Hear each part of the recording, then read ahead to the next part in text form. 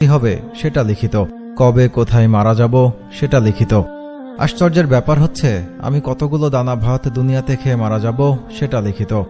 একটি দানাও কম না, একটিও বেশি না। ধরেন এটা লিখিত যে আমি সারা জীবনে 1 কোটি টাকা আয় করব, এই সিদ্ধান্ত আল্লাহ তাআলা নিয়েছেন। আমি হালাল উপায়ে আয় করব না হারাম উপায়ে আয় করব সেই সিদ্ধান্ত আমার।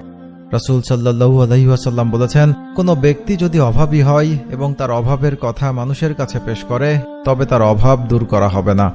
আর কোনো ব্যক্তি যদি তা আল্লাহ তাআলার কাছে পেশ করে অনতিবিলম্বে আল্লাহ তাআলা নিজ অনুগ্রহে তাকে অভাবমুক্ত করে দিবেন। যদি ধৈর্য ধারণ করি, আল্লাহ তাআলার কাছে চাই, তাহলে হালাল উপায়ে ওই 1 কোটি টাকা আয় করেই আমি মারা যাব।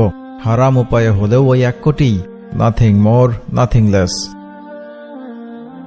আমি যেই ফলটি আজকে ঢাকায় বসে খাচ্ছি সেটা হয়তো ইতালি কিংবা থাইল্যান্ড থেকে ইম্পোর্ট করা। ওই গাছে যখন মুকুল হয়েছে তখনই এটা নির্ধারিত যে এটি আমার কাছে পৌঁছাবে। এর মধ্যে কত পাখি ওই ফলের উপর বসেছে, কত মানুষ এই ফলটি পাড়তে গেছে, দোকানে অনেকে এই ফলটি নেড়ে চেড়ে রেখে গেছে, পছন্দ হয়নি কিনেনি।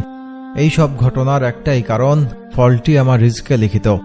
যতক্ষণ না আমি কিনতে যাচ্ছি ততক্ষণ সেটা ওখানেই থাকবে। এর মধ্যে আমি মারা যেতে পারতাম, অন্য কোথাও চলে যেতে পারতাম, কিন্তু না, রিস্কে যেহেতু লিখিত আমি এই ফলটি না খেয়ে মারা যাব না। রিস্ক জিনিসটা এতটাই শক্তিশালী। وَيَرْزُقُهُ مِنْ حَيْثُ لَا يَحْتَسِبُ وَمَنْ يَتَوَكَّلْ عَلَى اللَّهِ فَهُوَ حَسْبُهُ إِنَّ اللَّهَ بَالِغُ أَمْرِهِ قَدْ جَعَلَ اللَّهُ لِكُلِّ شَيْءٍ قَدْرًا। কোথা থেকে কার রিস্ক কিভাবে আসবে, কার রিস্ক কোথায় লেখা আছে আমরা কেউ জানি না।